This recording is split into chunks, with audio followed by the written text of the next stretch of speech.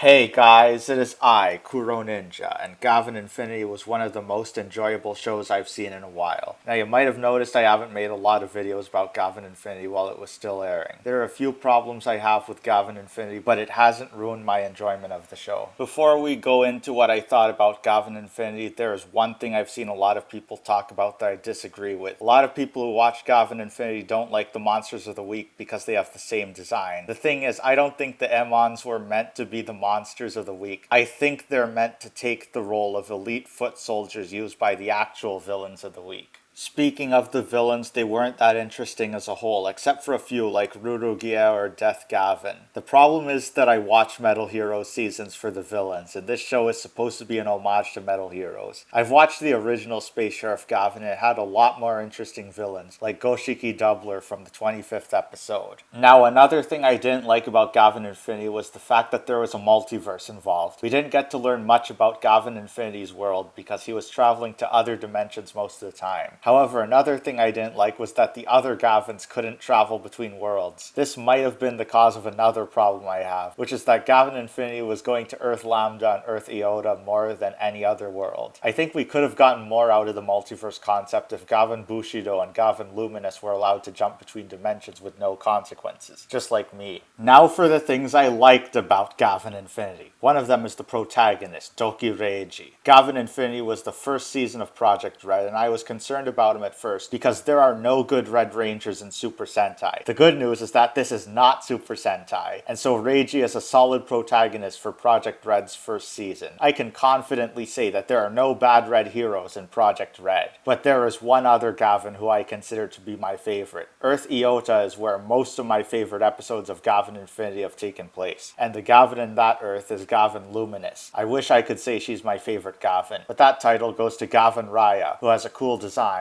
I also like how the Earths are organized in his dimension. Now let's talk about the ending. It was an ending I would have found to be disappointing if it weren't for the fact that the story might be continuing on in the next season. I have a feeling that this is either leading to a big crossover between Gavan Infinity and Omegahorn, or maybe Azazorth is the overarching antagonist of the greater story at large. And I know I will enjoy Omegahorn more than Gavan Infinity, because the villains have more of a spotlight on them. Anyway, that is all for this video. If you enjoyed, make sure to like, comment, and subscribe. And remember, I have nothing to do with Kuroninja.